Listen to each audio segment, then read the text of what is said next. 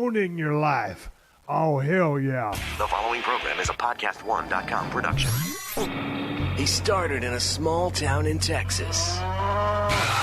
Worked his ass off to become one of the most famous wrestlers of all time. We're going to take care of business tonight, and that's the bottom line. And now he's dominating the world of on-demand audio. And he's doing it for the working man. This is a damn good outlet for me to spew the bullshit off my brain. Yeah!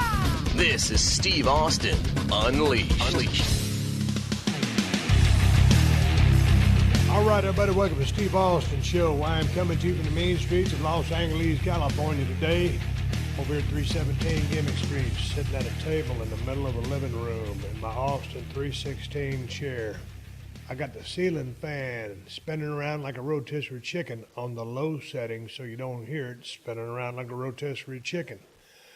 I got this table parked up on a rug so my voice doesn't bounce too much. How's it doing? I need some more rugs up in this motherfucker. Anyway, the front door is open. I've got the screen door closed. It's on lock. Make sure nobody busts in here, but if they do, I've got a big-ass can of whoop ass and a baseball bat waiting behind the door for their ass. I'm sitting here, and my new little buddy, Callie, my black Labrador retriever, is laying right beside me, sleeping like a baby. This little son of a bitch. My wife, Kristen, got up early this morning to take the dogs to the vet. She figured Callie had an ear infection, and she's getting a checkup on Mula, who needed some shots, rabies shots, etc. So anyway, she took him to the vet. I stayed back to cook breakfast and get ready to do the open for this podcast. My guest today is Raven of the Raven Effect, Scott Levy, my old travel partner. And she got back from the vet, and goddamn, I came out of the shower, just got finished shaving and everything so I could go down to the Red Cross and give a pint of blood this afternoon. I'm getting ready to get geared up for that. And I got in the shower, and goddamn it, this little dog, Callie, loves the swimming pool. She gets in there and she'll just get into the hot tub and she'll just sit, and it's about, well, the water comes right up to the bottom of her jaw, and she just sits there looking out like a little bitty Loch Ness monster, and it's cute as hell. But back in the day, she's only 7.5 months old, so she's still a pup. But back in the day when she would get in the hot tub, she didn't know any better. She'd just come running through the house like a banshee, man, just throwing water everywhere. Well, we broke her of that. So now when she goes and gets in the swimming pool, it's cool, but now she knows that she cannot come inside until I walk out there on the cement and dry her off with a towel. So anyway, I just come out of the shower with my own towel and was getting ready to come over here and do this podcast, and there she is sitting in the swimming pool. And my wife says, your dog just got in the swimming pool again. So I went out there and dried her ass off. I brought her over here next door to me. And she loves coming over here with me. Every time I come over here and work out, I've got to bring a tennis ball because there's a brick wall between houses. And so I throw the ball against the wall, and goddamn, that dog will just fetch it incessantly until I just quit or tire her out or whatever. I can barely get a workout in. And when I come over here, every single time, she likes to come over here and hang out because it's like that's our thing to do. Helicopter passing overhead. Can you hear that? I'm so sick of these goddamn helicopters. I'm trying to tell you how cute my Labrador puppy is over here sleeping on my right-hand side over here on the rug, and this helicopter comes buzzing overhead. Anyway, me and this dog, we're starting to get thick as thieves. And like I was telling you, I'm trying to get another buddy just like I had Hershey the Wonder Dog for all those years. And me and that dog were inseparable. And, man, wherever I went, Hershey had to go. And I've tried to take that up with Mula. Mula's more of a house dog. But Callie's kind of a buddy dog so far. I'm hoping that she likes to hang out with me. And, you know how some dogs are, man. They're just right there by your side. And then others just like to chill at the house. That's Mula. So I'm hoping that Callie turns out to be like the greatest dog in the world. Hershey the Wonder Dog, who's no longer with me. Anyway, god damn. I tell you what, that helicopter just buzzed overhead. And I told you guys last week, you know, a while back we went to the Tamarack Lodge in Mammoth Lakes, California. It was an absolutely beautiful place. And I'm already thinking about heading back to Nevada from that other trip. My brother-in-law is back from his hunting adventures, and I got a chance to use his house again to get back out there and look around and just get outside of Los Angeles. Man, this fucking concrete jungle is really chapping my ass. I can deal with it for, a long time, but without the Broken Skull Ranch to go to down there in South Texas is really kind of put me in a crunch and left a void because I don't have a place to just escape to and get away. And I'm looking forward to November and December because I'm still trying to plan that out. Because normally, man, every year, and it's just right around the corner, so that's why I'm talking about it, every year we headed down to South Texas and we stayed for 2.5 months. November all the way through about the first 7 to 10 days of January. We see my folks down there for Thanksgiving. We do Christmas together. But now that I don't own that ranch, I know my mom was talking about doing Thanksgiving, so we're going to do that. Maybe Christmas. No, I don't think we're going to do Christmas. I've got a hunt booked down there at a ranch 25 miles from the Broken Skull, and I'm going to hunt with those folks for about a week, and then I'm going to go to the Broken Skull Ranch. And those owners, the new owners, have invited me to hunt with them for a couple of days, and I'm not really going to hunt. I'm just going to sit in a deer stand and film with a video camera, help them see the deer that they're looking for, and just look around. I just want to ride around on the place on a Kawasaki mule. They brought Kawasaki mules just like I use. And so they're cruising around out there, and they conveyed the 2 Broncos with the place. I got the Broncos, so it'll be damn near like, it'll be kind of like being a homecoming. I'm looking forward to seeing what kind of shape that they've kept the ranch in ever since I've been gone. Because, man, me, my wife, and Ted Fowler, 361, maintain that place like a state park. Teddy was in charge of the water system from the Big Pila, the main water system, down to the 3,000-gallon pilas. Teddy had all that shit figured out. Anytime those owners call me and ask me a question like that, I say, man, you're going to have to call my buddy Ted. He's the one who handled that. There was so much of that damn ranch that he handled. And, I let Ted do that because, man, as soon as Ted sets his mind to do something, he might not know nothing about it, but he'll get on YouTube and he'll start researching all these, like as far as a water well goes, like contact points, different parts of the well, ball valves, all kinds of shit, float valves. And that motherfucker starts reading about it, and you think he was trained at a college for it. So Ted handled a lot of that shit. I'm looking forward to getting back down there and just kind of kicking around and looking at the place. And I've been wanting to go back ever since I put that place up for sale. I've been looking for one last arrowhead that I can say came from the Broken Skull Ranch in South Texas. So I want to get out there between hunts and me just videoing and just look around for arrowheads and find a couple just for keepsakes, just for memory. And look forward to seeing what they did with the place. Hopefully they've improved it or maintained it the way Ted, my wife, and I did. Looking forward to seeing some big-ass deer because, god damn, we grew some big-ass deer down there, man. There's going to be some good ones on foot. And then before I get to Texas, though, I have my first mule deer hunt booked in Nevada. I'm hunting with my brother-in-law, who I just spoke of earlier. We're looking to go down and stay with him and visit with him. But November 1 through 5, I'll be taking part in my first mule deer hunt. I don't give a shit if I get anything or not. I just want to get out there in the Sierra Nevadas. I've heard so much. I've been a little bit out there, but I've never been on a mule deer hunt. It's a whole different animal, ball of wax. It's a deer, but the mule deer, the behavior, the whole thing is different than the South Texas whitetail deer, and just a whole different environment. Because, man, when you look in South Texas, you're talking about brush country. You're talking about thick-ass brush, limited range on shots. Certain you can air one out on a long Sendero or something like that. But, when you're talking about that big country out there in Nevada, you're talking, 300 to 500 yard shot. It can happen all day long. I mean, that's the kind of shots that folks are taking. And longer than that, I might add. But I'm not going to take any kind of crazy shots. I might actually even do some muzzle loader with my brother-in-law. I'm going to take my 7 mag on this hunt.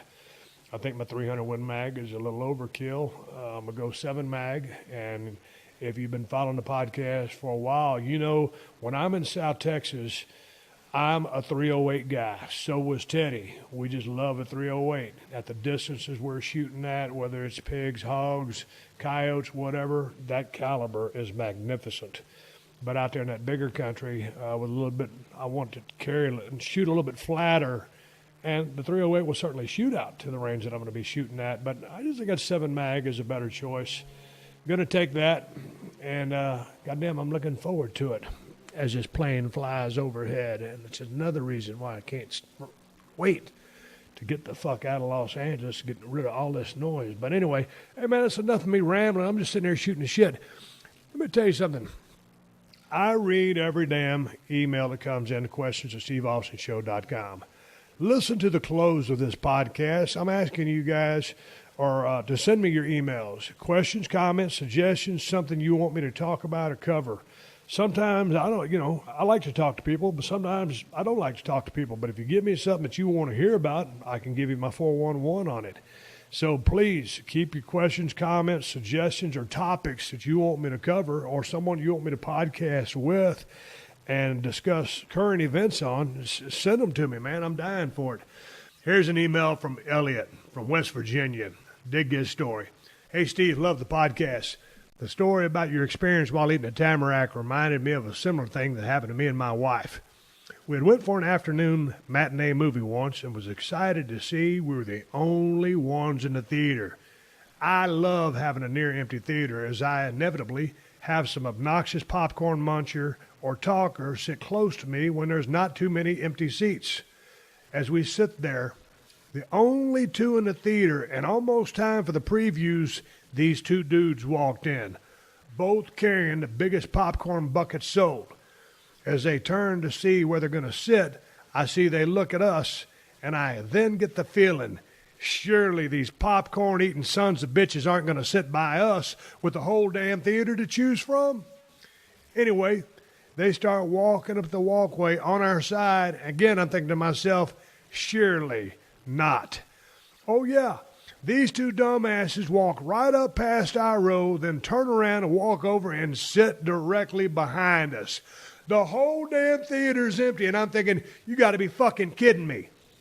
Anyway, we sit there a couple minutes till I'm almost fuming. I then stand up and tell the wife, this is ridiculous. Come on. We're moving over to the other side of the theater. We move over and nothing else is said and we enjoy the movie.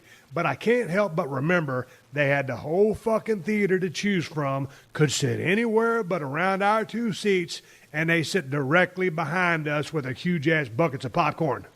I laugh at it now, but was thoroughly pissed at the time. Elliot in West Virginia. God damn it, man. You ain't shitting, man. It's always like that. Like me and my wife, we're the only two in that restaurant, and I'm thinking, ain't no way. Ain't no way these motherfuckers going to sit by us. And surely they did. And then that dude had to have that cologne on. Man, you fucking kidding me? Dude, I'll say it once, I'll say it again. Whether you're a guy or girl, lighten the fuck up on the cologne and perfume. Believe me, little dab, a little spray will do you. Dude, I feel for you over in that theater. I've had that happen before too, man. I just think some people are lonely. And when he says he was hot about it, it's just frustrating. You hear these people these days, everybody's going crazy about everything. Goddamn, from, I don't know, everybody's skin is so thin these days. So I understand your frustration. It's not something you just want to fight over, but it's just like, you just want to turn around, you think, motherfucker, really? We're the only motherfuckers. There's 50 to 100 seats here, and you want to sit right the fuck behind us? It don't make sense. But that's just the way it goes sometimes. It's frustrating. Hey, one more question or comment before I get into the podcast with Raven, Scott Levy of The Raven Effect on the Jericho Network at Podcast One. One more question a guy wrote in to me. Again, I'm not a diet expert. I want to get off this keto diet for a little bit, but please keep sending me your questions because I enjoy answering them. I want to talk about some other diet systems here in the future. Here's a guy, because I want to bottom line this one more time to anybody out there that's trying to consider losing weight and you really do want to. Guy says, hey, Mr. Austin, first of all, I'm a big fan. I want to say thank you for doing that podcast with Dave Palumbo. For a guy that's trying to lose some weight, the knowledge is so valuable, I listened to it twice. I'm about to start the journey. In your mind, what is the biggest tip of the diet? Any answer is much appreciated. Also love the Broken Skull Challenge on a podcast that has to win an award someday. Thanks, James. Hey, James, here's an answer. And first of all, before you start the keto diet, consider, just regular diets as well, just as far as dropping some carbs down and not going zero carb or less than 20 grams of carbs. So consider your options before you decide, hey, let me go keto. I had tried every diet in the book, and I decided to try keto, and it worked for me. So I just want to make sure that you explore your options before you choose the diet. But if you chose keto, here's my advice on the diet. I wrote James back. I try to answer as many emails as I can. I said, James, glad you like the podcast. Biggest tips are, this is what I wrote to him, 4 tips. Number 1, track all of your food. I use an app called Chronometer. I can't remember if it's a free app or I paid $1.99 for it. Chronometer is so goddamn easy to use. I mean, I tried MyFitnessPal. I couldn't understand it. If you use it and it works for you, more power to you. Chronometer was simple as fuck. And the Chronometer app was recommended to me by Tyler Cartwright of KetoGains.com. Man, you talk about a smart, knowledgeable dude. This guy was a wealth of information when I first started exploring the ketogenic diet. And I'd love to talk to Tyler on the podcast and talk straight up standard keto, because I think that's what he practices. And he's had tremendous success with it. I use modified keto. He does standard, but he's a wealth of information. He's the guy that recommended Chronometer to me, and I just love it as far as tracking my food. So anyway, back to the answer. Track all of your food. I use an app called Chronometer, and before I found that app, I just wrote everything down in a notebook. Because I didn't know any better. I couldn't figure out MyFitnessPal. This before Tyler turned me on a Chronometer. I would just write down and do it in just a straight up notebook, and I would get on Calorie King and I'd look up all my measurements. Right now, if you show me a piece of food, I can tell you how many carbohydrates, proteins, grams of fat, and calories that motherfucker is. That's how accurate I am now. I still weigh my food. But before I found that scientific app, I wrote everything down in a notebook. 2, be consistent with diet and all workouts. Hey, man, if you're going to embark on this journey, you have to stay straight up consistent and do it every single day with regard to your diet. No cheats, no nothing. Dave Palumbo worked in a cheat meal with me several weeks. It might have been 2 months into the program before I got a cheat meal, because we had to, getting on a diet and starting the fat burning process, it's kind of like being in the woods and starting a fire. Sometimes that fire doesn't catch, and it starts smoldering. Finally, it starts catching, like the metabolism starts spinning up. And so then you're just rocking and rolling, and just everything's dropping off. But you don't get a cheat day initially. So be consistent with the diet. Put in the work when it comes to your workouts. Whether you're working out 3 times a week, 4 times a week, 6 times a week, I don't give a shit. Whether your cardio is every day, steady state, high intensity, I don't care. Whatever your program is, you must be consistent with your diet and all of your workouts. 3, take a photo of yourself in the mirror once a week for your records and to note progress. The scale does not always tell the truth of what is going on. So sometimes when that needle's not moving or that digit is not going down, hey, man, sometimes it's a change in body composition. You might start looking better and still weighing the same. Well, if you're still weighing the same but you're looking better, shit's happening, and good shit. So make sure that you take those photos, and that's one of the things where I was, being held accountable by Dave. He's been bodybuilding or in the sport for, I guess probably close to 30, 40 years. And he has a very good eye. And you don't have to be a bodybuilder with 30 years experience to notice a difference in the pictures. So I would always try to take the picture in the same mirror, in the same light all the time. If you're traveling, don't make a shit. Just make sure you take your weekly picture, because that way you can look back and say, okay, scale ain't moving, I look the same. Or the scale is moving, I'm looking better.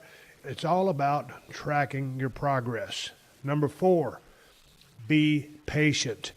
Look for results weekly or bi-weekly or even monthly. Do not look for results daily or overnight.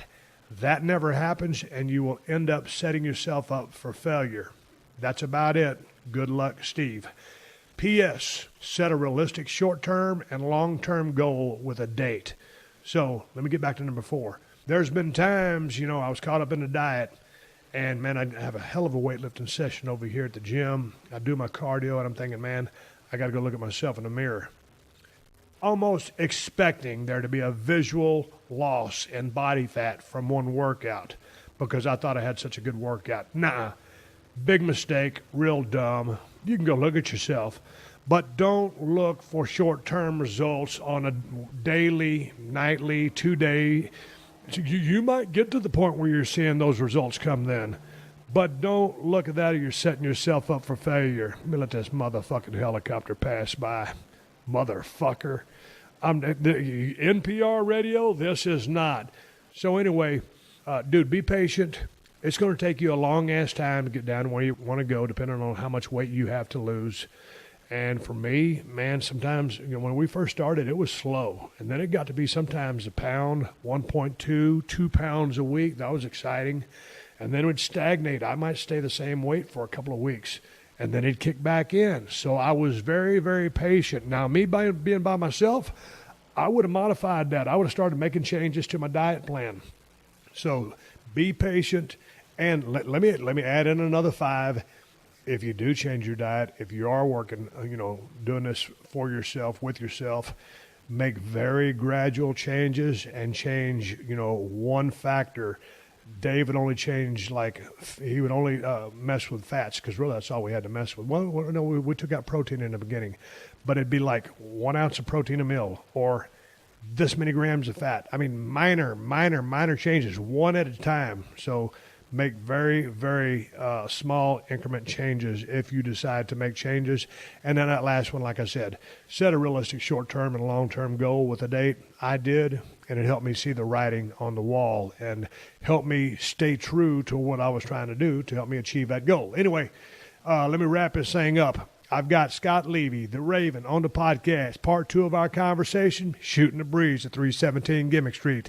Send me your questions, comments, and suggestions to questions@steveaustonshow.com. Here we go. Hi there, my name is Susie Schuster. And I'm Rich Eisen. We're teaming up once again in the studio with our new podcast, Not Just Sports, with Susie Schuster and Rich Eisen. So we're sportscasters and we're parents, so we're just going to be hanging out, talking sports and other stuff. And I will try to educate you on all things in the NFL because, Thank you. Of course, behind every great man is a greater woman. That's correct. There you go. Join us every Wednesday exclusively on Podcast One Sports. Subscribe today if you know it's good for you on Apple Podcasts or at podcastone.com or download it on the new Podcast One app.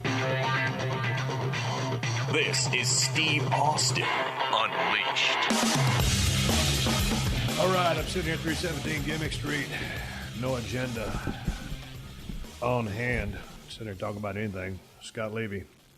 Hey, how do you pronounce your last name? I said Levy on the it's first Levy. episode. Levy. Yeah. Sorry about that. You want me to have it cleaned up by I don't post? care. No, I don't care. I always call you Scotty. Yeah.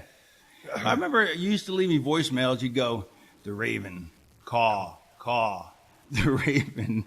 And you would do that for like 4 or 5 minutes until you got bored of doing it. And you would just entertain yourself. You'd be cracking up like after every third caw. But then you would return them. It got to be kind of ridiculous. Then we lost touch with each other for a long time. Yeah. We got back in touch, and now you're over here in Los Angeles. Yeah, it's good to see you. Thank you, man. It's great to see you. What it was is I'm not a big phone person, and so I'm not.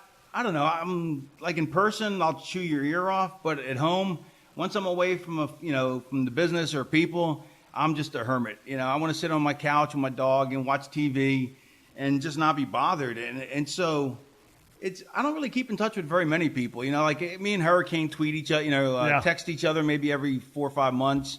He'll send me a GIF or whatever you call it, like some crazy bump in Japan or something like that. And just here or there. Do you keep up with anybody? Because I got like a few guys that I'll call on a random basis. But going back to your point, man, like a lot of people leave me a voice message. Not a lot, but whoever does leave me a voice message. And, dude, they're like, finally I'll see them. Like, dude, we got heat or what? I know, man. I'm sorry. Everybody hates me because I never return text messages. I never return phone calls and sometimes an email. But I got a couple guys I still talk with. But, dude, I haven't forgotten anybody. I'm just not I'm not a very big phone guy either. Yeah, I mean, it's like you have your significant other, like I got married, we got divorced, but we got divorced to save the friendship, so we're best friends. It's the best relationship I've ever been in. But if I got something to tell somebody, I'll tell her. I don't want to tell any, like, but back in the day when you're younger, you want to tell everybody, you do something interesting or, war story, whatever. Like, I want to tell her. I don't really care about anybody else. I'll tell my dog. My dog likes to listen, but yeah, it's not, I don't have any need to or desire to. And, so maybe when I die, I'm not going to have a whole lot of people at the funeral because I didn't keep in touch with anybody, but I'm going to be dead. I'm not going to know anyway. Have you ever, I don't want to start talking about death, but I'm going to be cremated. Are you? Yeah. And the reason I said is because I figured like this. Hopefully I'm going to live another 20 years, and so there'll be valuable real estate that I would be taking up by just laying in the ground. So if you just burn me, scatter my ashes, well, that'll be pollution. So right. Maybe I need to rethink this. I'm going to leave my organs. Like, I'm an organ donor too. Yeah. Well, I don't have a piano, but if I get one. But no, I'm going to be I think everybody should be an organ donor. Yeah, you should. So. Yeah, but I'm thinking, man, it's like, I don't know who's going to want this liver. It's like we could put Austin's liver in you, but we think you'll be worse off. Remember, DDP used to be, I'm 45, I look 35, and I work like I'm 25. Well, I used to be, I'm 45, I look like I'm 65, and my internal organs are like 95. We were talking about, who were we talking about? I can't remember who we were talking about. Here, I'll buy you some time. Buy me some more time. All right, one more time. All right. Did I tell you the time I was working with Lawler and he's trying to call high spots before we even locked up? No. I've told the story too many times on the podcast. But anyway, it's the first time I was working with Lawler. And he's one to book the match.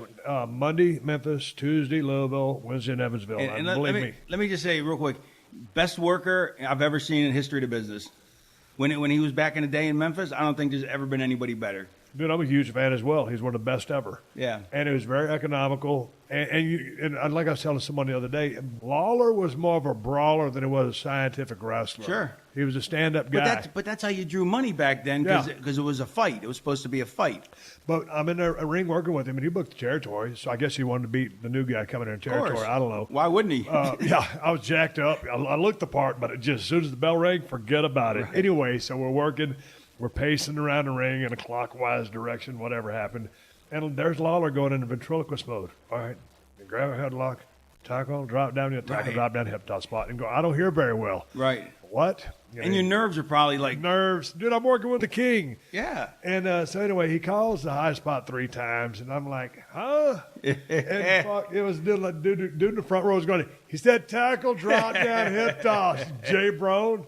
But I'll never forget working with Lawler. And I always wanted to work with Lawler when I was accomplished, when I was really good. Right. So I would have loved to have feuded with him when Austin was at his peak and Lawler was at his peak. That's what I would have loved to do that. I mean, it's a shame. Like when I was in WWE and they had me, we were in Memphis, and I was working with Lawler, and I sold Vince on this idea right before they terminated me.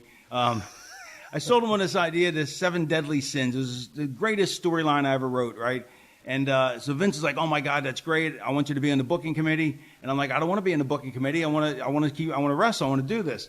So he's like, "All right." He goes, "I want you to quit," because I was commentating on Heat. He goes, "I want you to quit Heat. I want you to do a count out with Lawler." I'm like, "No, you can't have me do a count out with Lawler in Memphis. I gotta do the job." He's like, "No." And now I look back, maybe it was partial rib, but so he goes, and he had to leave the building. So I got to tell Briscoe that Vince doesn't want me to do the job, right?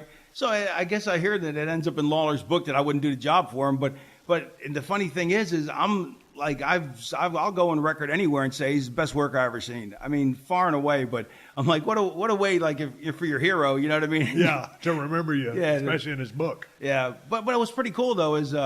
Is he goes, I didn't write half the book anyway, so because I don't care.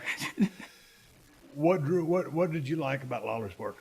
Well, let me give you some of the odd things first. He took crazy bumps. Like, he took fearless bumps, like when Joe LeDuc threw him onto the wooden table. Onto the table. So he was ballsy. I mean, not that that's a big skill, but let me interject. He didn't take crazy bumps all the time, only in big angles. He worked very safe. That's what I'm getting at is, and so for people who think he just was now all they see is he's a drop kick and whatever, they don't. You'll never get it if you didn't watch Lawler before he went to WWE. You'll never get him.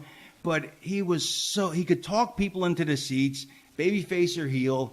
He was so believable in his work.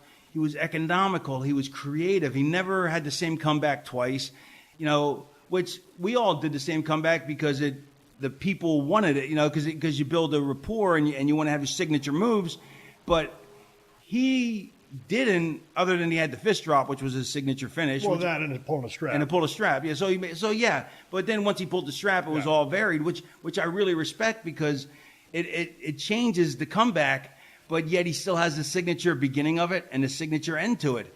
And everything he did, although the first time I'm working with him, and when you punch him, he slaps you on the side of your belly to make a pop, and he slapped me and I sold it. It's like, what are you doing? I'm an idiot. But he just, everything he did, this is what I was going to say. So this is how clever he was. He's working Razor Ramon. I told the story a bunch of times, but never here. So he's working Razor Ramon. Razor Ramon shoots the toothpick at him. Lawler goes down like he's been shot. The camera shoots over. Lawler's holding the toothpick in his eye, like the toothpick went right in his eye. He's selling it like nobody's business. And I was like, wow. Instead of having your regular old match with, because, it's going to be a 5-minute regular TV match. Yeah. He just made this into something totally cool and unique. I mean, that's the cleverness. It's like when you watch matches back in the day, they'd have squash matches all the time. And there was nothing worse than watching certain guys have squash matches because they were so boring. But then you watch Jake the Snake, and he made a squash match look like a main event, and that's how the King was. But you had to be, I say, we're both huge Jerry Lawler fans, and I talk about it on podcasts so much, I sound like an idiot. People say, hey, he's blowing smoke up Lawler's ass again. I just love the guy's work. I love his promos. I love everything. He had a great career, and it was great to watch. And he was so excited. When he made that comeback, I still get goosebumps when I watch it. Just the way he sold, though. I mean, he was like, dude, that was theater. You know what he would do? I don't know if you ever noticed this. When he would pull the strap down, he'd go up on his tippy toes and push his chest out, which just all of a sudden he got bigger. Yeah. And But it was also posture too. It's like, hey, motherfucker, right. Shit's on. But to the audience, you don't see those little things. But all of a sudden, he just got bigger. It's just little things like that. So if you're a big Lawler fan, you got to be a huge Jake fan because when you say economic as a worker to Lawler, exact same for Jake. Now, I wouldn't say a different type of worker, but their body language was different. Jake's probably my second favorite worker. Okay, but I mean, he's one of my favorites as well. But when you say economical, everything Jake did was for a reason. And when I say economical, I mean it's a compliment. Yeah. Everything he did meant something. He's always working for that DDT because that's how he's going to finish somebody. That guy was phenomenal, and he was a great promo. It's always sometimes when you hear these people talk about, the 5 greatest promos, blah, blah, blah. Dude, Jake's one of the best promos. Lawler's one of the best promos. There's 2 on your top 3 or 5 list right there. I'm in at number 4. Yeah, and I'm going to take the odd spot at 5. I want to be in the top 10. I want to be 7 or 9. What'd you like about Jake's work? Oh, let me just say one thing. Remember when a Booker T would go, he'd go, I'm one of the 4. Top 5. I'm one of the top 5 workers in the business, and Disco would go, that means you're number 5. And he goes, no, I'm in the top 5. He goes, well, if you're number 4, you'd be in the top 4 workers. But here's the thing, and me and Booker used to laugh about this when we both got up in WWF because we always got along real good. I remember when he came down to WCW, him and Steve Ray, they were a good tag team. Yeah. Great look, and then Booker T went on with his singles run, which was great. But when he came down, he was talking, yeah, man, I'm one of the top 5 workers in the world. Yeah. And it was such bullshit. Yeah. And he had actually, the whole locker room was stirred up because, man, Man, what the fuck's this guy talking about? How Right. could he be the top 5? Yeah. He was just arbitrarily making up this stat, and the way because Booker's a good talker. He's a great talker. And but just the way he was saying it, like the boys thought it was a shoot, and like everybody was like kind of defending himself. Right. And like it was one of the greatest ribs in the history of my time there. And probably one of the baddest guys in the locker room that doesn't act like he's a badass. You know what I mean? Like, as a shoot. Oh no, as a street fighter, and the dude he didn't play football. He played in a band in high school. He was the band lead, the band major. Yeah, he was the baddest band major ever. Ever. Whatever you call him, band major, band leader. But anyway, he was a badass. Yeah, exactly. Go back to Jake's work. Yeah. Oh, and here's the funny thing: is for years Jake was my favorite worker of all time, and now I'm in a Lawler phase. But it'll eventually, I'm sure it'll go back to Jake. But it'll always be those two are my favorite workers because they both talk people into the seats. They made you believe in what they said. They made you. They could have a crappy match, which they didn't. I mean, I don't think they could have a crappy match, but you could have like Dusty was able. Like Dusty could have the worst match. But then the next week on TV, he'd talk you right back into the seats, and you'd forget that he had a bad match, and that's the arc or look at the Sheik. I mean, the Sheik. Well, he didn't even talk, but he could have these matches where they'd have a 5-minute count out, yet they'd come back the next and sell the place out again. I mean, there's a certain skill in being able to make people want to pay to see you get your ass kicked or to see you kick their ass, and both of them have it in spades. Man, to me, growing up a huge Jake the Snake fan, and then it was when Undertaker really started running roughshod in WWF. And God dang, man, just to segue on him for a second, man, when they first plucked him out of WCW, because he came down to Dallas, I wrestled a couple times with him. I couldn't hear the high spots. He just had to smoke me and beat me on TV. And I was horrible. And he goes through WCW, and he's part of the Twin Towers or whatever they were. Him and Spivey, and what an awesome look. And even when he was the Punisher or Mean Mark, all that stuff, you just knew. I mean, dude, he was so big and intimidating. Like, dude, this guy's got star written all over him. I don't know if he's going to put the pieces together, but he's got star written all over him.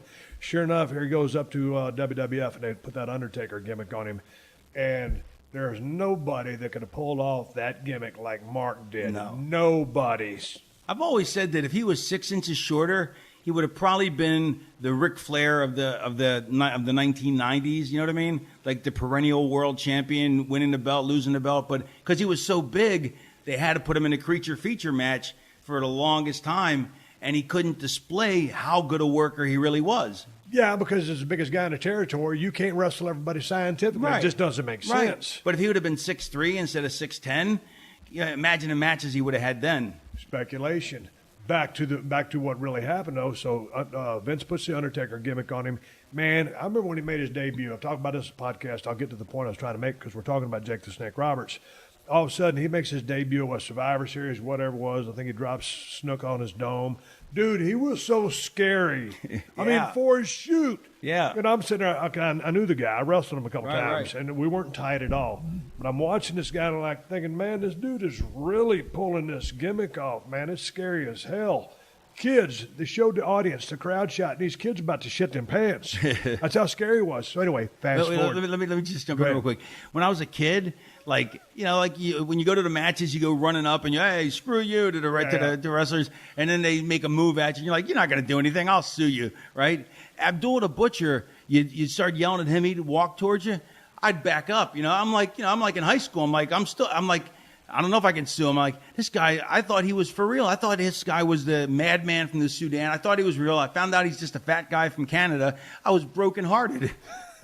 But with that due respect to with all respect, Abby. no, I don't mean no. He's amazing, but he was terrifying. I mean, I really thought he was real. I thought he was real, and when I found out he wasn't from the Sudan, I was really disappointed for a shoot. Yeah, but also in that protected environment, would he be a dude that might cut you? Yeah. So as that high school kid or whatever you were walking up to him, as he's walking back to you, you're going to backpedal. Yeah. So anyway, back to the Jake the Snake again. Yeah. So Taker's lit up. All of a sudden, they're doing that angle. Paul Bearer's there. God rest his soul. They trap Jake traps Taker's hand between the coffin. You remember this angle? Then hits him with the DDT. And this is not on a stage set, right? And he goes, oh, short ride. Bad landing. God, Greatest. Oh, the damn. greatest. One of the best angles I've ever seen in my life. It was great. Greatest catchphrase ever that he didn't. It's the one. He should have used it so much more, but he used it sparingly. But I totally pilfered that and used it in many a promo. Short trip, bad landing. That's why I took the DDT as a finish because of him. Really? Yeah, totally. God, what happened to the once coveted lethal DDT? Just jobbed out because people want to use it for high spots. And you know what? People don't do it right, though. There's no, for the most part, people don't have any impact because they don't understand the mechanics of the body. You know, it's almost like your feet have to go up at a 90-degree angle, which makes you look like you're falling, like you're bumping with so much more speed. And it's not the height, it's the speed. But what was I going to say? And that's why I sit in the corner. I got that whole idea because Jake would slither into the corner, and I was like, man, I'm taking that and making it my own. So, in fact, somebody tweeted me today. They go, why do you sit in the corner? Well, if you're paying attention to Austin's podcast, now you know. And if you didn't, who cares? The DDT was something that, man, I probably only used a couple times in my whole wrestling career just because I wasn't really comfortable giving it. Right. It looked cool. And it was badass, but I was one of the guys, if I used it, the impact wasn't there. Well, part of the reason, too, is, and I had to tell guys all the time, is don't do a somersault. Guys would do a somersault for the bump, and there's no impact then. It's a somersault, you know, so you have to go take a flat face bump. That makes it, or if you're a canyoner, and Canyon and Kidman could take it and spike and just be spiked into the ground and stay there like a javelin that just landed. Yeah. I don't know how they did it, but like they just pivot, they just put their hand down and their arm and just, I guess it's stomach muscles, and just hold their body like they just got shot into the ground and stay there for like 3 seconds before just collapsing. Is that your favorite finish of all time? Yeah, absolutely. That's why I did it. And why can't Vince McMahon take a stunner properly? Man, every time I gave that guy a stunner, that first time I lit him up in Madison Square Garden, you know, I got the plan. We were going to go out there. We executed it, and all of a sudden, man, I kick him in the gut. And, you know, Vince, man, he's a real muscular, bound-up guy. So he kind of bends over a little bit, and I try to grab him. I got to make a mid-air adjustment. Almost lost him. Anyway, I was able to finish the stunner. But every time I stun that guy, and I love Vince, and he's tough as nails, and I really like the angle that he just shot an angle with Kevin Owens a couple of weeks ago, and Kevin Owens headbutted him for a shoot. Tough. Yeah, I heard about that. And so Vince, I texted Kevin Owens after I said, nice work. I said, the old man's a tough son of a bitch. And he goes, yeah, he is. So anyway, that's what I think about Vince. I bet Owens really appreciated that. Oh, yeah. But just anytime I work with Vince, he was the greatest guy in the world to work with because he was out there to get all the showmanship that he could out of it. And I loved his old commentary, the way he got wrapped up. Some people thought he overdid things. I loved his commentary. But out there when you're doing business with him, he's just not real athletic. No. Not athletic at all. Like the one time we were working in the St. Valentine's Day Massacre in Memphis, Tennessee at the Pyramid, he goes to throw me into the cage. You know, we're outside. Mm-hmm. I mean, like, dude. He whipped me so hard, you know, because most time you gather yourself up so you can take your own run into the cage and bounce off. But he threw me with such force, I'm like, God damn, I guess I'm going to take a bump over here. How about when the Dudleys tried to super bomb him and he tipped the whole cart over and they fell off the top rope onto the floor? He's not the most graceful guy in the world. So I don't know what the stunner abilities. You know, for the most part, I think it was a pretty easy bump to take. Yeah. I took it myself. Rock gave it to me a couple times. Yeah. I enjoyed taking it. Scott Hall takes it like $1 million. He just puts his head down, hits your shoulder, and just jumps up. But Vince somehow takes a flat face bump. But then the deal is the after sell when he goes into like like a seizure. The convulsions. Yeah, and his eyes are open. Got this look on his face is priceless. Yeah.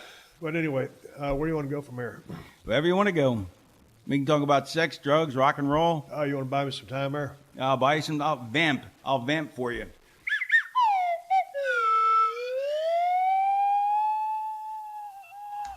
Brian Pillman. I just got it was on Twitter the other day. I guess it's been 20 years since Brian Pillman passed away. And back in the day, in our WCW days, you, me, and Brian used to rent those Chevy Lumina vans.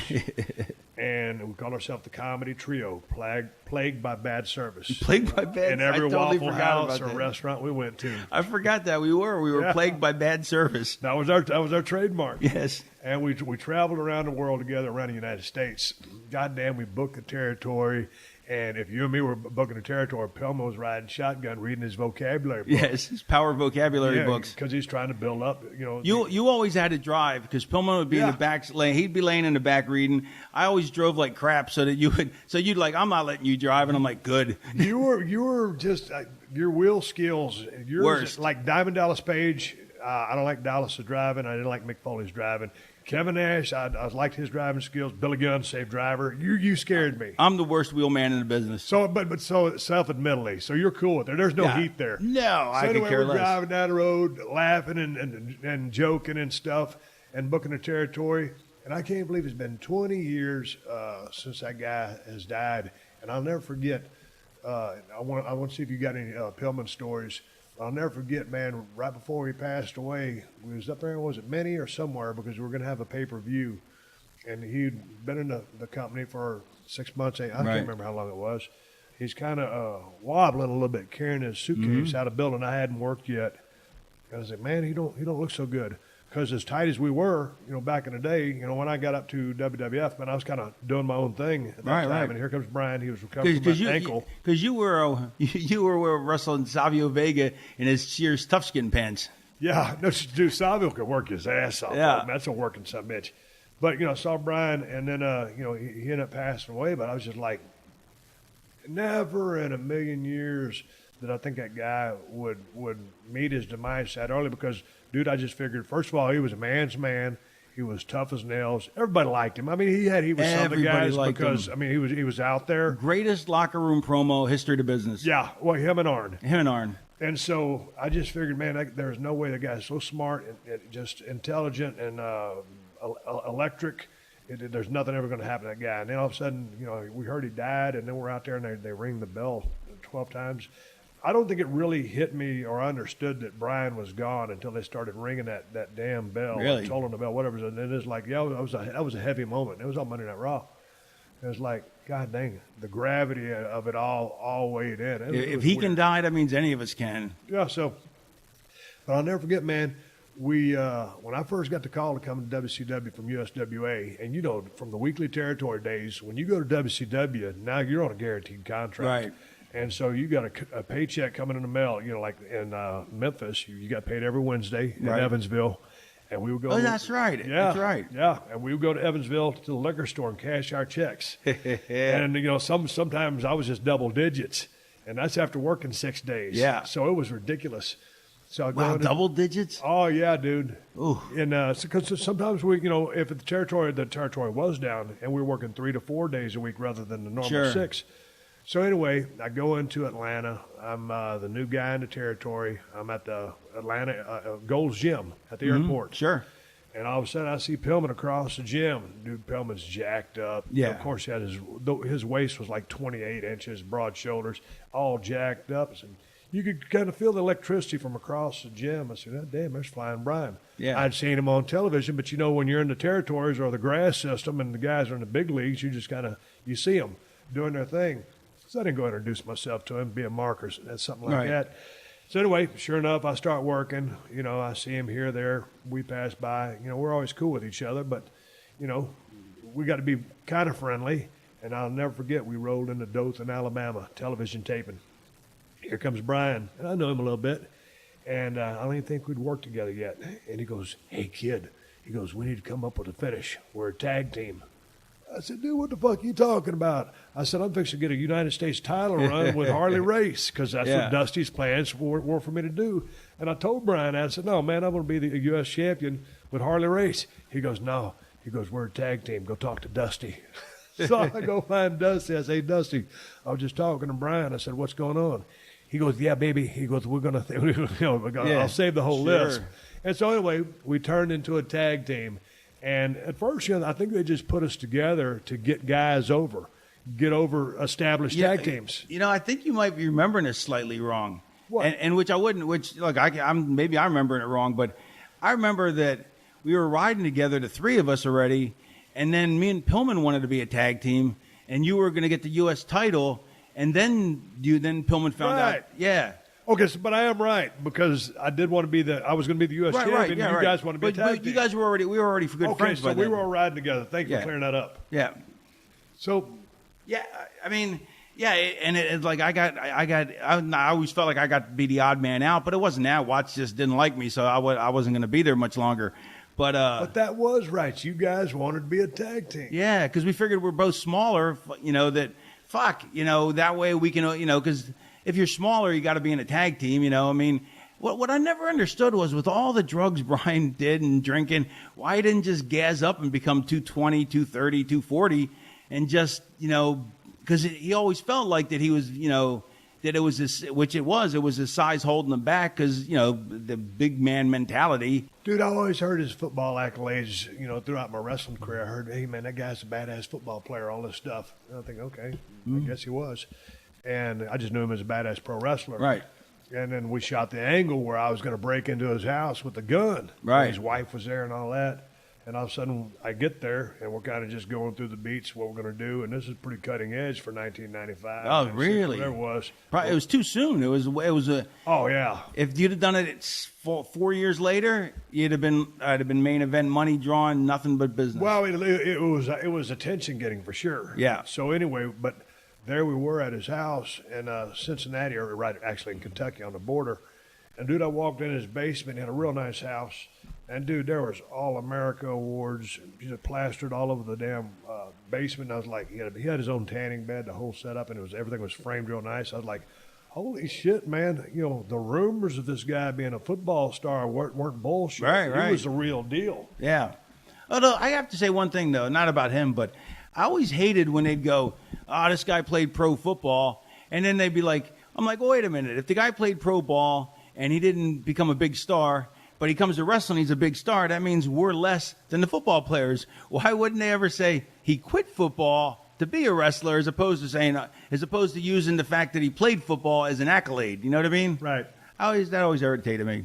Sometimes when I'm listening to you talk, I'm thinking about Lance Russell and storytelling. Come on, Eddie. Tommy Rich waylaid by Eddie Gilbert. Oh, boy, howdy. Because a lot of times we were riding down the road, you'd go into that, or you'd go into your Gordon Soley. Yep. Brother, the Crimson Mask. My best Gordon Soley. My favorite thing he ever did was he was so he always maintained his cool. You know what I mean? Yeah. He was always professional. And one time Oliver Humperdinck got so mad at him, he started choking Gordon Soley, and Gordon Soley's going, "Regain your composure, sir. Regain your composure." That's awesome. He didn't fight back. He didn't try to get the hands off his neck. He just went, regain your composure, sir. I never did know this about him, about Gordon, that he liked to drink a lot of vodka while he was working. Yeah. You were down in Florida? Yeah. How did you get to know him? It was one of the biggest thrills of my career was to commentate with him. Because I grew up watching him, and so I got to do color commentary with him. And he would always have, what I loved about it was he was so classy. He had a drink and a smoke, but in the same hand. Yeah. So he has, the drink he's holding with his hand, but the two big fingers are off to a little bit off the glass with a cigarette in his hand, and he'd take a smoke off of the thing, and then he'd take a sip of the drink, and I was like, it's just so cool. And he had those Cuban shirts he always wore, but he had a cough button, like so. And when he had he hit that thing, from all the years of smoking. But man, what a class act he was! Oh, he was amazing. What did you learn anything from him as far as prep goes? Because I know, because I'm pretty good friends with Jim Ross, and every time I've seen Jim Ross, which rarely, but when he's getting ready to do something, dude, whether it's pay-per-view or television, he's got notes out the ass. He knows everybody's history. Of course, he's obviously involved with a lot of the operational procedures. But that dude does his homework and he's prepared. How was Gordon? Was he like that, or was he just a dude just called it like he saw it? He didn't need any preparation. He did all his preparation, I guess, at home. But, he knew, because he was in the Florida territory for 20 years, so he knew all the history, so he didn't have to prepare, I guess. And I don't know. I mean, I don't think I was privy to that. I wasn't at that level yet. I was just, the kid. I only been working 3 months at that point, other than the 7 to 9 matches that I had beforehand. So if you were just starting in the business or young in the business, how annoying were you to him? Did you get on his nerves, or were you smart enough to stay back? No, I and just stayed let him do back. his thing? I stayed back. I annoyed the boys, but he was office too. So I didn't. So and the commentators always kind of kept off. To the commentators. Refs stay with refs. The boys stay with the boys. Enhancement guys stay with enhancement guys. It's the class system. So who's your favorite announcer of all time? My 4 favorites: Jim Ross, Lance Russell, Gordon Soley, and believe it or not, Joey Styles. Those first 2 years I was in ECW, that was Joey's 2 finest years. I mean, and he was as good as anybody. I thought Jim Ross. I loved the old Jim Ross when he was with Michael Hayes for the UWF. Yeah. That I thought. I mean, this is just my opinion, but I felt like he wasn't as jaded then. Like, maybe some. Not that he wasn't amazing. He was amazing from the first time I saw him to the last time I saw him, and he'll always be amazing because he's just that good. But I always felt like, and maybe it was the politics, but looking back, like, when he was working for UWF, he was younger, and I just felt like he wasn't as jaded as he became once he got to WCW or WWE, when the politics game just came in and just, he had to fight for his life all the time, I mean, and Vince always trying to get rid of him because he was too old, which is so stupid. I mean, age has nothing to do with greatness. So, I don't know. I mean, but as much as I love the old Jim Ross, I also, the later he got, the better he got as well. So, it's like, it was, I don't know, it's 2 different flavors of the same guy that are both fantastic. Man, I saw him, because I grew up watching a lot of stuff. I watched NWA. I didn't get WWF yet. Then I hadn't gotten, I didn't get AWA in his prime. I caught it on the decline. You didn't get to watch Rod Trongard? No, but I got a chance. I was watching Bill Watts's Power Pro Wrestling, where Jim Ross was doing the commentating with Michael PSA's Prissy Sissy. Right. I mean, that was a great combination. Yeah, it was amazing. And, God dang, Jim was young. He was just full of enthusiasm. He just had Jim was a natural born storyteller.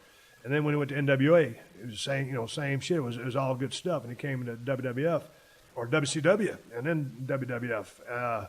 I just always loved his commentating. Towards the end, with the cans on, being overproduced. Right. I said, man, I could tell he's been overproduced. Right. Because, man, when Jim's just doing his shit and just working with whoever he's calling with, then he's awesome. But I thought when they put the cans on him and just started giving him too much in his ears, I think it was just discombobulated. Which I think is why I gravitated to UWF, because he was, I'm sure he had carte blanche, because, I mean, Watts was going to, tell him this and that, but once he was out there, he was, doing his thing, and. Yeah, but also when you're remembering stuff, or if I remember stuff from that, I'm remembering it for what it was and how old I was at the time. Yeah. So the impressions are much more different. Even if I watch that stuff back today, I realize how good he is. Yeah. Or was. Yeah, I bet if I watched them together, I would say the later Jim Ross was way better. But my memory of him in UWF, because it was such a formative moment for me watching that show, because that, until ECW came along, I thought was the best wrestling show I'd ever seen. I mean, and I grew up on Florida Championship Wrestling, but the UWF, man, it's what Raw became and what ECW became. It was a house show TV. The crowd was live at Tulsa. My God, it's all breaking down here at Tulsa. The angles were so tight. Even the squash matches, they had, I guess they had some guy, the Libyan, remember? Just the generic Libyan. I don't remember the Libyan. The Libyan. But they had so many guys that could work, like Wild Bill Irwin. What a worker. Yeah. And then they turn him into the Goon. Just sad, But going back to Joey Styles, and because ECW was just lit up on fire there for a little bit, and he was awesome. And he was doing it by himself. Yeah. That's hard. I mean, a one-man team. Yeah. Same with Lance Russell. The thing about Lance Russell was he could interview a deaf mute and ask the question and then answer it for him. And he did that with so many guys. Yeah. And what I loved about Lance Russell was you knew he was rooting for the babyface. He was trying to be partial, but he couldn't quite, like Gordon Soley was always partial. He was always down the middle, slightly partial, but because, there's good versus evil, so he had to be on good side. But Lance Russell, you knew, was like, oh, come on. Oh, come on, Eddie. Oh, you'll get more than what you got right now. Yeah. Just he was, and he did it for so long by himself, if I remember, before Dave Brown came along, and just trying to, and he knew when to back out, let the action speak for itself. Like, he didn't just have a wall of sound. Same with Joey Styles. Like, he knew when to pull back, let the action speak, jump back in. And but Joey also had Paulie producing him, so that's another, that definitely helped him. Not that Joey didn't do it, the leg work, but he also had Paulie in his ear. All right, I'm taking a quick pause for the calls here with Raven Scott Levy, my buddy, my old travel partner, host of the Raven Effect podcast on the Jericho Network at Podcast One. And I'm going to give some big ups to a sponsor who makes this podcast possible, and that's TrueCar. Now, there's something about TrueCar a lot of people don't know, that TrueCar can also help you find a used car. In fact, there are over 700,000 pre-owned vehicles available from TrueCar certified dealers nationwide. Now, whether you're looking to buy new or used, TrueCar gets you upfront pricing information that empowers letting you see what other people pay for the car you want so you can know what a fair price is and feel confident. And with TrueCar, you can connect with a local certified dealer of your choosing to make the process quick and easy. When you're ready to buy a new or used car, visit TrueCar to enjoy a more confident car buying experience. Some features are not available in all states.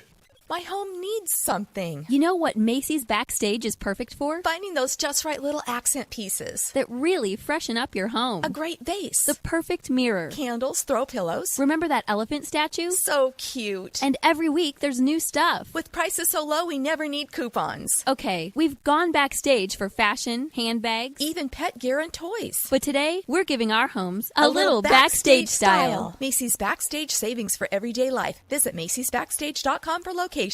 What's happening, guys? This is Chael Sonnen, America's favorite gangster. Make sure you check out my show, You're Welcome, right here at Podcast One. I've got guests like Stone Cold Steve Austin, Dana White, Arnold Schwarzenegger, and upcoming Brad Pitt and Will Smith are going to be in studio to talk about upcoming projects. Go, listen, enjoy, check it out.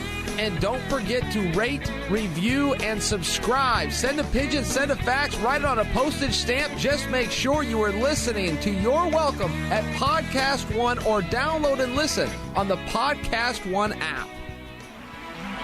This is Steve Austin Unleashed. So what did you think when you first ended up down at ECW? Because that was a little bit different than anything that was going on at the time. I had seen this show on TV, and as soon as the first time I saw an episode, like when I left WWE, and I was supposed to go to Smoky Mountain, and Cornette kept saying he was going to bring me in, and kept pushing it back a month, another month, another month. Thank God he did, because in the meantime, I was living in Philly, which is where the indie hub is, so I could get more bookings, and all I heard was ECW was garbage, so I didn't think about even going. But then I watched an episode. And it was the greatest TV show I'd ever seen. It reminded me of UWF. And I was like, I got to be on this show. And then I called DDP up and I said, you're good friends with Paulie. Get me on the show. So he called Paulie. And then he calls Paulie. Paulie says, all right, I'll do it. I'll bring him in. And so DDP, I'd been out all night the night before. And I got home like, 2 in the afternoon. I was all coked up the night before. All of a sudden, my roommate wakes me up. He's like, DDP's on the phone. He says, you got to talk to him now. I'm like, so I wake out of my stupor, and I'm like, what? He goes, Paulie's going to call you in like 5 minutes. I'm like, all right. So the phone, now I'm trying to stay awake for like 5 minutes. The phone rings. I pick it up. Paulie goes, I'll call you right back. He calls back a few minutes later. I'm still trying to fight the stupor. Tells me when I'm starting, the whole 9 yards. I'm like, thanks, man. So I'm like, yeah, that's great. DDP calls. I call DDP. I'm like, yeah, I got the job. He's like, when do you start? I go, I have no idea. Totally spaced the whole phone call. So then I was like, man, I don't know when my starting date is. So I watched on the show that like the next time they were in that area was like next Friday or something. So I was like, I'll show up. I know it's not when I start, but I'll show up and just kind of weasel my way and try and schmooze my way to find out when I am supposed to start. So So I'm driving to the town, but nobody knows where the show is. I don't know the name of the building. I know it's at a high school, and I know it was a high school named after somebody famous, like an astronaut or somebody, but I couldn't remember the name. And so I'm like, crap. So I go, so I go into like a 7-Eleven. I go, is there a high school around here with like an astronaut name? And they're like, yeah, it's over there. So I go to there, wrong school. Must not be an astronaut. Must be like a president. So I went to another school. Nope, not that. How many schools are there named after famous people? I go to a third school. I'm like, oh, that's it. But now it's getting late and the show's getting ready to end. And I'm like, crap. Or at least I think it's getting ready to end because it's getting late. I'm like, oh, I got to get in there. So I come in there and I just kind of mosey my way into the locker room. And Paulie's like, what are you doing here? You don't start for a couple of weeks. I was like, oh, I know that. I just want to come by and say hi. When do I start? So, had you created the Raven gimmick yet? Yeah, I created that, and that's when. And then I created the character, but I knew I needed a TV show to do it on, and so that's why I wanted to go to Smoky Mountain, because I figured if I can do it on their show, I'll get over, and then I could hopefully go back to New York. And so when DDP explained the character to Paulie, he thought it was going to be like a grunge version or like a kind of still thought it was going to be a comedy character, but when he saw it, he realized what I was doing, and he knew the character better than I did at first, because I was still developing it, and I wasn't realizing how much I was taking from me, from my own life, because I was putting the pieces together. But when you look inside, you don't always see what's there because you don't want to, and luckily, promoters always see, or bookers always see the show through a particular town, and like Vince saw himself as the $1 Million Man, and Lex Luger the Patriot. And Dusty loved PN News, even though he didn't get over, but because he was a rapping big man. And Paulie saw the world through Raven's eyes and Dreamer's eyes. And so it just enabled me to work with him, no matter how much I annoyed him. It was the most wonderful collaborative experience I ever had. I mean, it really was that much fun.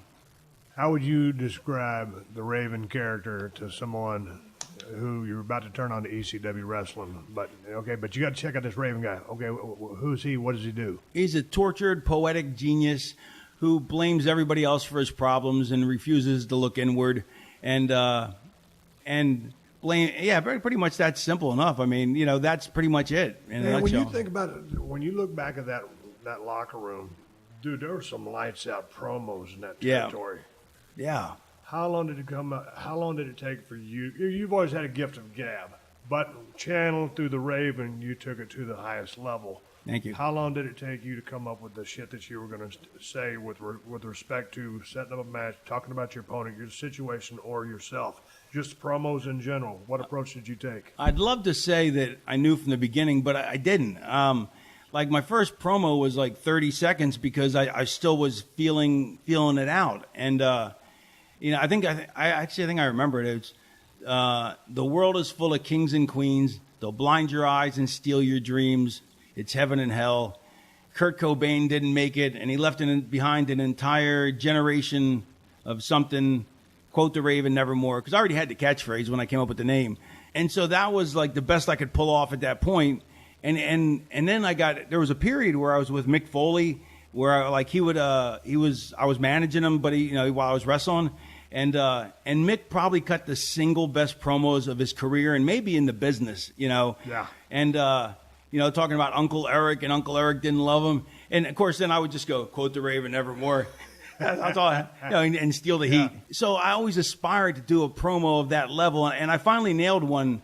And it was in some building, I forget where, I think in Boston. But yeah, so, I mean, it took a while to really hit the nail on the head.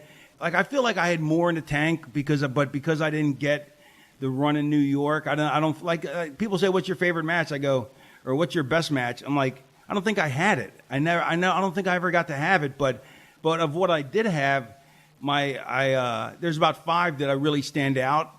But the promo wise, there was just one promo, it was like 8 minutes or something. And I remember when I cut it, I nailed it. And I remember Shea Douglas afterwards, he'd already cut a promo earlier. He's like, Paulie, I got to go again. And I'm like, bastard. And so Shane pulled out, I remember this, he pulled out I can't remember the promo I cut, but I remember I quoted Billy Corgan in it from 1979. But But Shane pulled out every trick. He's like, he opens a promo, throws a chair against the wall. He goes, they won't let the franchise talk about this, but I'm going to tell you anyway. And I was like, you could try, but you're not going to step on my finest hour. And Shane was dropping some badass promos. Yeah, he could talk. Yeah, and so was, and Mick was too. Yeah, Mick was just, he was in a zone there for like, when he turned heel, it was just the story he told. I mean, and that's, to me, that's the greatest heel, is the guy who has a point of view that's either just a little skewed or he's right about everything, but he just takes it too far, and just abuses the fact that he has that point of view. What did you do before you went out on those ECW shows, just as far Pills. as getting ready? Straight up. Yeah, I mean... Were you that fucked up? No, I just, like the painkillers became like an armor for me. It felt like a shield of armor. It puts you in no pain, and that no pain feeling was like a coat of armor for me. And then when I quit doing drugs and I had to wrestle without it for the first year or so, it was more. All of a sudden I had that anxiety again from that I hadn't had in years, other than like for big matches or something, and because my coat of armor was gone, So, but where I really screwed up was when I started, because I drink after the shows. I never drank before a show. I prided myself on never doing that. And once I took that first beer before a show, that was the beginning of the slow descent into madness. What happened? No. I mean, that's just that's when my drinking, and that led to my drinking and drugging becoming so heavy that eventually I got pancreatitis and I had to stop drinking, which led to my drugging becoming so much worse.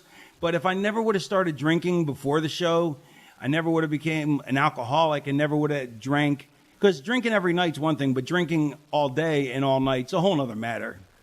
But God dang, dude, when we were riding down the road, you, me, and Brian, I don't even remember you drinking. No, I mean, I didn't drink much. I didn't take a lot of pills. I didn't take any pills. I mean, it just, I don't know.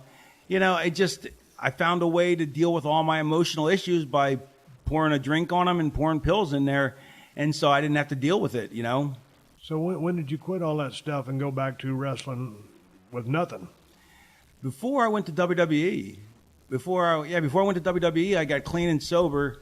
And I stayed clean and sober for a long time. I went off, I had a few runs off, afterwards, with pills. But, for the most part, it was back in 99, 2000. I don't know. Whenever I went to WWE as Raven, that was when I quit, and then I quit everything. Everything probably at least 7-8 years ago. Maybe 10 years. It could be longer. I don't know. I never put a date on it. I never went to AA, and not that that's not a good thing, but to me, that was just like listening to people brag. I'd want to tell, like if I went to a meeting, I would just want to tell, I got a better story than that. It would have been a competition for me. So that wasn't the way for me. It was just a matter of, although on the other hand, playing, devil's advocate, I saw an addictionologist, who's a psychiatrist who specializes in addiction medicine. And he said, you may not actually be an addict. He goes, but I've never seen anybody abuse drugs more than you. Well, dude, when I was drinking, I would just drink past time because I was bored. I just wanted something to do. Right. And I could kill a lot of hours drinking a lot of whiskey or vodka or whatever. Life's long. Yeah, but and it's easy to do because it's a pleasurable experience. I don't drink as much anymore. But I just got finished talking to a guy a couple of weeks ago. He came on the show. He was a heavy-duty drug guy and just a raging alcoholic. And then he came to one day, just had that come to Jesus meeting. Right. That moment. And it was like, dude, I'm going to die. If you don't stop today, you're going to die. And so he cleaned up from there on out. Sure. He turned into an ultra racer. Started off, just running on a treadmill. He could run about 15 seconds at a time. He went from 320 down to 180 over the course of the time. And he started running, marathons. And running ultra marathons? Yeah. Oh, my God. 100-mile races. That's ridiculous. So, but it was almost like, he just needed something to do positive. So what did you do or what was your approach to putting all that shit away? Well, first of all, I did so much ecstasy, I fried my brain cells to the point where I literally, we've been talking for 2 hours. I wouldn't remember what I did before I came to your house. That's how bad the problem. My brain got addled, and but luckily, I had like this alternative healer, this chiropractor who knew like every form of alternative healing and kind of put me back together, with all these esoteric, techniques, and he put my brain back together. And then it was a matter of, never doing drugs again, never doing ecstasy again. I already wrote coke off a long time before that. I already wrote booze off because I got pancreatitis. That was the most painful thing I've ever lived through. It was 8 days. I got pancreatitis. I was supposed to be at TV. I was supposed to fly out for TV, and my stomach, the pancreas, like it's above your stomach, like where the solar plexus is. It started hurting so bad, and my buddy who was going to med school, he's like, "You got pancreatitis. We're going to the hospital." They put me in a bed. They said, "Do you do drugs?" And so, of course, I thought if I told them yes, they wouldn't give me any. So I said no. So they never gave me enough meds to stop the pain because my level of tolerance was so high. So I was howling at nights, and you can't eat any food until your pancreas clears. So no food, no water, no nothing for like 8 days. And the first 4 days, I was literally howling in pain at night. They would just close my door and I'd just have to suffer. And so I never was going to drink again. So that was done. The ecstasy, that was done. The coke was already done before. The injectable drugs, I wrote that off, and that's when I knew I was coming to the end of the line.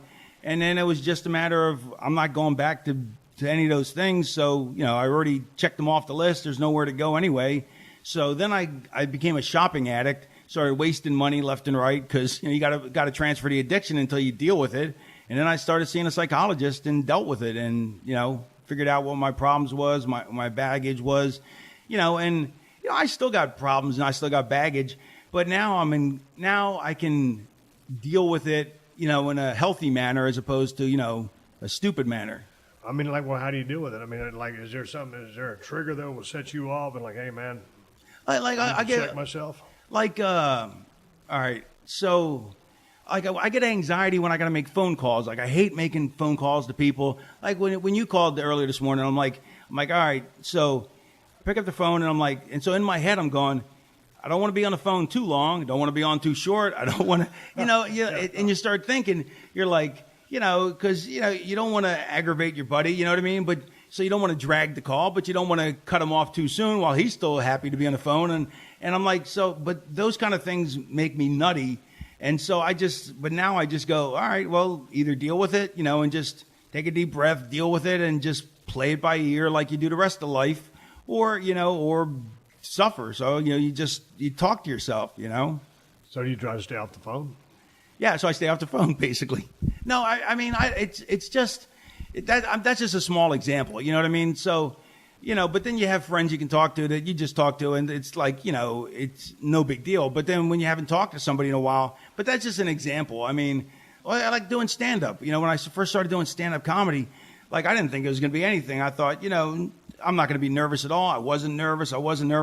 Got on stage. My knee started shaking. Your leg shakes. Yeah. My leg shook so hard for the entire 45 minutes of my first stand-up gig. But, it's either you deal with it or you don't deal with it, So you talk to yourself. You're like, just relax, take a deep breath. You know what I mean? So you get better at teaching yourself positive reinforcement techniques, and or you just ignore it and stuff it down and let it come out another day. What is it about, or how has your experience been with doing stand-up and hanging around other comedians? Because you always hear the thing, man, comedians are some of the most miserable people on earth, but making people laugh gives them joy. Yeah, it's weird. I haven't had enough. I've done, I don't know, I only do 8-10 gigs a year, so I don't do that many. So, and I started doing it in 2011 or 12 or something, but then I had the shoulder surgery, which my mom passed away in 2013, and then a week later I had shoulder surgery, and my shoulders were so bad that I went to the Atlanta Braves, the head orthopedic surgeon for the Atlanta Braves. He said I had the 2 worst shoulders he's ever seen, so I was pretty proud of that. Yeah. So that took a year out of my life, over a year to rehab it, and it still did. I mean, you can see I can't hardly rotate, I can't hardly lift it, but it's out of pain. So, so it was successful, but it took over a year, and then I was happy for the first time just doing nothing. I wasn't working out, I wasn't doing nothing. I was watching TV, and I was like, I like this. I play with my dog. My ex-wife's my best friend, so we see each other every day. And I was like, man, I like this. So 6 months go by after the year, still did nothing. And then finally I said, it's probably time to start making a little money, but I'm pretty financially set. So, so I'm very lucky about that. So then I was like, well, but I should still have income coming in. And so then I gradually started, doing indie bookings again after like a year and a half off. And, but still being a sloth and lazy, I still, I'll go 3 months where I work like, 8-10 shows, and then I'll go 3 months and not work a single show. And, but I find if I'm home too long without going on the road, that I get antsy and I start getting, I start feeling insecure because you have nothing to make yourself feel good about because you're not doing anything. So watching TV. So then I go back on the road. I feel better about myself, make some money, come home. And so I gradually started to do stand-up again. I guess I didn't even start doing that again until this year. So I did a couple, like 3, 4, 5 gigs in Indiana, did some gigs somewhere else. Then some guy just texted me or called me or emailed me or whatever to book me for some more stand-up gigs. So I'm really just trying to enjoy life. I don't hurt. Other than the sleep disorder, I feel great. I'm happy. I like my life. Love my ex-wife.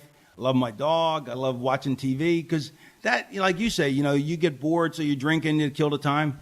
There's so much good TV, and to me, that's why I loved wrestling because it was the ultimate morality play. It was good versus evil, which is what any good story's about, and it was like opera for the masses, but.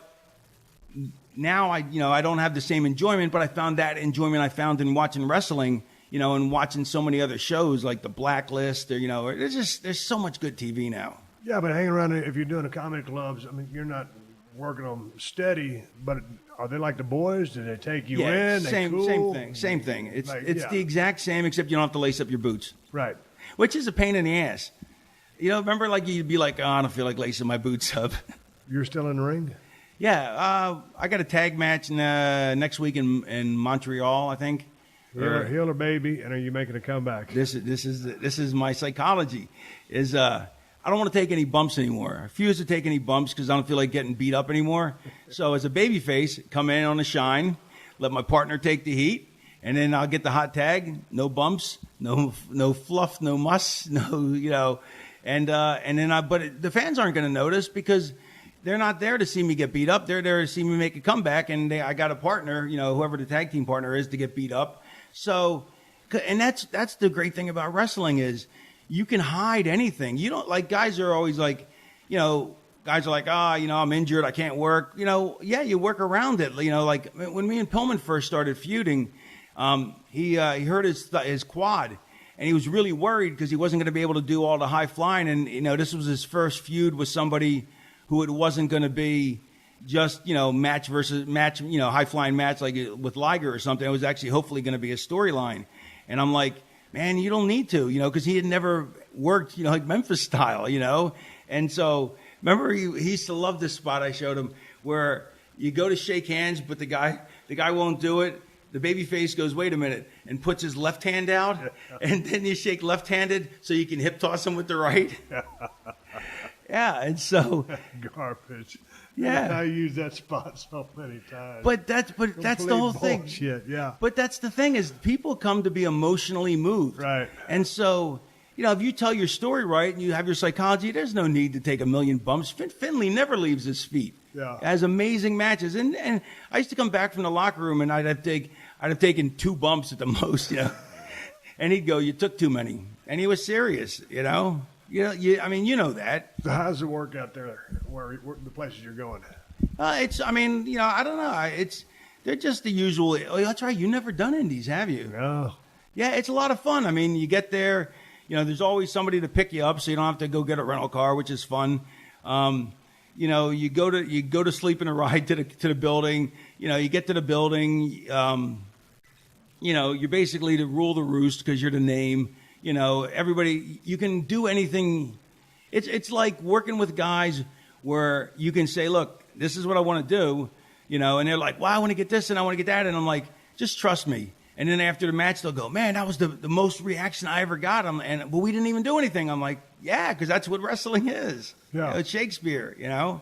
So how you would laugh on the road without anything, like if I was going on the road, well, I'm not going to go on the road. But even if I travel, then I'm good just because I'm good with myself. Right. But if you're like you were, I mean, right. Is there any impending? No. I just, you know, I mean, sometimes I'll be like, man, I wouldn't mind going out, but then I'm like, what am I going to do if I go out? I don't care about picking up chicks anymore. I've sowed my oats. I've sowed more oats than I can count. I've done everything I've ever gonna. I really don't even want to go out. It's just then you start thinking, well, I'm going to be bored in a hotel room, but I just read a lot, you know, or I watch, like I said, I watch TV. What are you reading? I haven't started it yet, but I just bought Norm Macdonald's new book. And I was reading this book. What I'm reading mainly, I haven't finished yet, is this book on crop circles. It's really cool. And apparently... I wonder how they make the damn things. Yeah, I haven't got that far yet. But it's not...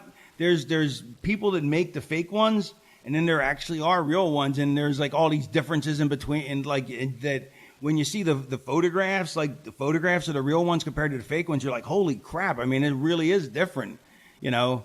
I saw a UFO one time.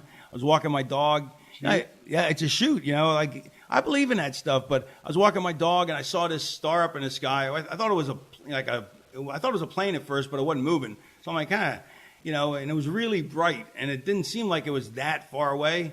And then there was these 3 bright lights near it, but much smaller. And so I'm looking at this thing and I'm waiting for it to see if it moves or not. And then all of a sudden, one of the smaller ones just starts moving. And then stopped again. It's like, holy shit, that's got to be a UFO because nothing just stays in space and then moves and then stops again. Because it couldn't have been a helicopter because it was way too far away for that. But, you know, I mean, you believe what you believe, you know. You believe what you believe. You said on your podcast, The Raven Effect, on Podcast One on the Jericho Network, you always like to talk about conspiracy theories. I don't believe in this at all, flat Earth. We had this flat Earth guy on, and he was like, Are you serious? He believes it 100%.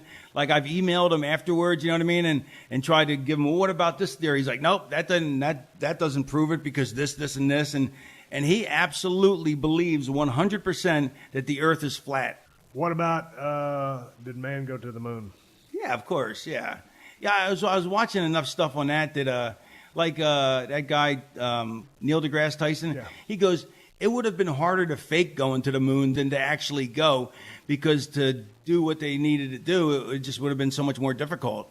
But it is amazing, though, that now you could we have more power technology in our phones and our iPhones than what they had to get to the moon, like with all the computing power. Right. It's crazy. So who's next on your podcast? I try not to have too many guests. I don't like to bog it down with guests because what's the next subject matter? I don't know. Whatever we get there, we just shoot the shit. You know, me and Busby, we've been best friends for like 15 years, and so but we drifted apart, like, you know, because he moved to the West Coast because he's a screenwriter, and then we got back and then we started talking again, and then I had him co-host a show with me, and so. We don't even really talk during the week. We just, anything we have to say to each other, we wait till you get on the podcast, and then we just talk for an hour, 10 minutes, and then we're both exhausted, and we're like, and then the show, you know. But it's, we just, you know, we talk about everything from wrestling to the flat Earth guy to what movie we saw or what, you know, UFC, you know. We were talking about, like, the other day, we were talking about Daniel Cormier. It's like, this has got to be a nightmare for him. You know, he fights Jones. He can't beat him. He gets beat clean. And then he finds out Jones is all sauced up. And he's like, the belt back. Yeah. He's like, how do you think, you know, Cormier's so prideful? It's like, how his brain has to be doing cartwheels, you know? And he's one of my favorite fighters. But yeah. A lot of people like to boo the guy. I don't understand it. Why is he the heel? Yeah. He's like, it was like Bret Hart. when Bret Hart was the babyface, but the people booed him and cheered Shawn instead. How did you approach Chris, or did Chris approach you to do the Raven Effect? I had talked to Chris before once his podcast got big, and suggested doing a podcast with him, but he didn't really have the time. And then eventually he decided to start his own network, and so he called me up and said, I'm gonna start with Conan, and then I'm gonna give you a show. But then in the meantime, he wanted to go with Team Tiger Awesome, so he got them. So a couple more months go by, and I'm thinking, this is a rib. And then he gave Lance Storm and Don Callis, long time running buddies a show. And I'm like, all right, that makes sense. But is this a rib? Because 3 more months go by. Then he wanted to have another variety, so he had these conspiracy guys on. And I'm like, okay, this is a rib now. And then finally he's like, all right, now we're going to start your show. And I'm like, all right, sweet. He's been great to work for. Are you? How many shows have you done now? I don't know. We've been doing it since February, so maybe 6 months worth. 20. You enjoy it? Yeah, I love it. I mean, let's face it, I love listening to myself talk anyway. Well, tell everybody where they can find the show. You can find the show on Podcast One or Apple Podcast. The show's called The Raven Effect. It drops every Monday. What else? Even if you don't like it, just leave a 5-star review anyway. And you could say it sucks, but leave 5 stars, and then we'll call it even. We'll call it Squaresville. You on social media? Yeah, at The Raven Effect, and basically everything's at The Raven Effect. Facebook's at The Raven Effect. Twitter's at The Raven Effect. That's where I really screwed up, because I always thought social media, I was like, I don't need to have social media. There's nothing I had no reason to engage it. And so all of a sudden, so I only have, so for my level of celebrity, I only have like 60,000, followers, which, Dreamer's got 2.5 million or something. So I figure I should be at least somewhere between the two of them. And so, but because I never engaged on social media, but that's where your audience comes from for a podcast. So I'm like, so I'm doing really well considering the ratio, the amount of followers I have compared to downloads. But I really got to find a way, like by doing your show. I did Corolla's show the other day to get my name out, and to get my, so people can see this is how I am in real life. You know me. And so what you see is what you get. Same thing on the podcast. Although everything is emphasized towards being funny, towards comedy. I try to make everything, making people laugh, I think, is the most important thing, or at least entertained. And, so hopefully people will go, yeah, you know what? I like listening to this schmuck. He's a pretty funny guy, and tune into the show. Can you send us an out? Yes, I can.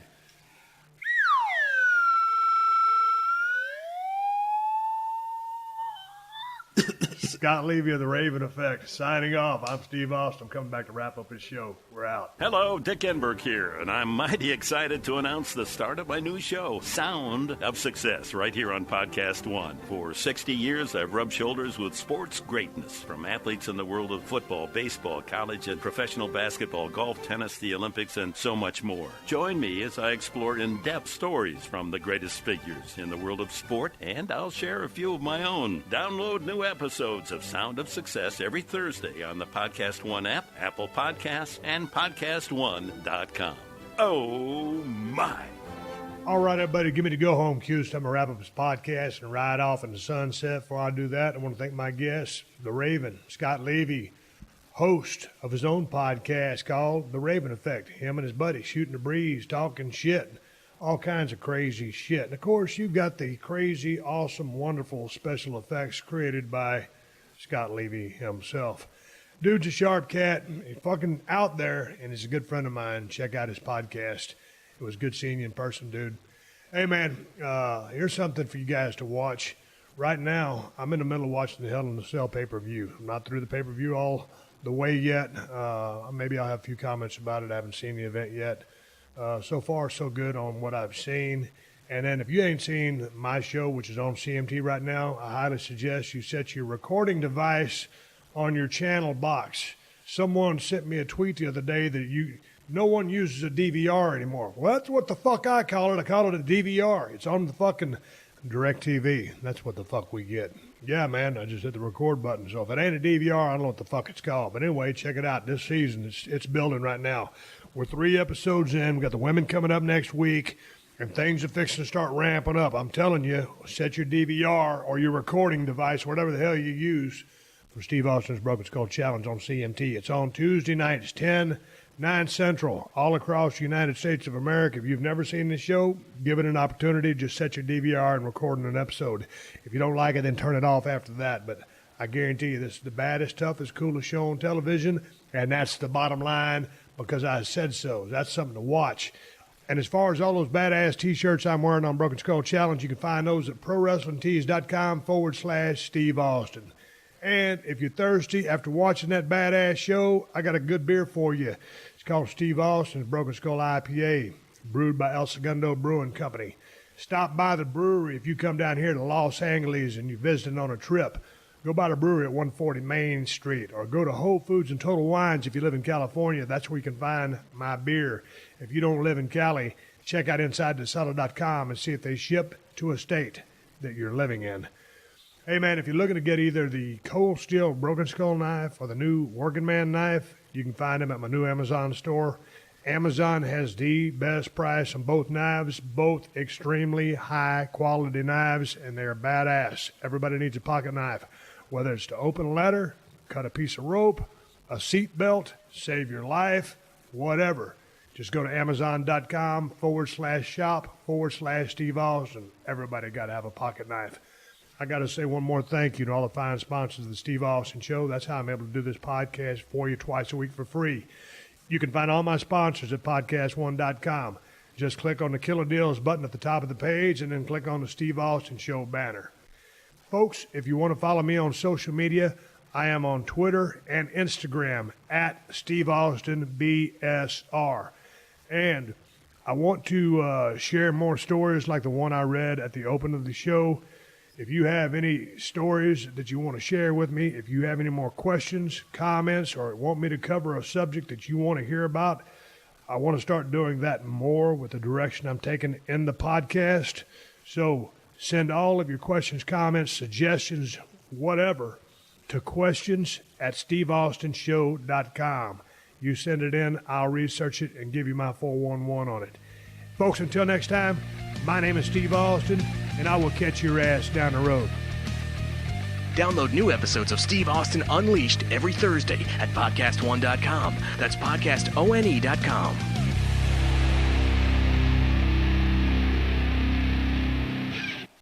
Is that the new iPhone? Yeah, got it on T-Mobile. Fastest iPhone deserves America's fastest LTE network. Introducing the amazing iPhone 8. It's the best iPhone yet, now on America's best unlimited network. For a limited time, save up to $300 on the amazing iPhone 8 after 24 monthly bill credits. And now join T-Mobile's iPhone upgrade program for free. Eligible trade-in and finance agreement required. If you cancel service, you may lose promo credits. Contact us for details. Video at 480p. Small fraction of users over 50 gigs per month may have reduced speed. See store for details. Wildfires unchecked, Trump tax plan. I'm Tim McGuire with an AP News Minute. CAL FIRE Director Ken Pinlot says 22 fires raging in California's wine country have burned across more than 100,000 acres. It's going to continue to get worse before it gets better. 21 people are known dead, hundreds still reported missing, 3,500 homes and businesses destroyed. President Trump, in a speech to truckers and trucking companies in Pennsylvania, touts tax reform. We need a tax system that is fair to working families and that encourages companies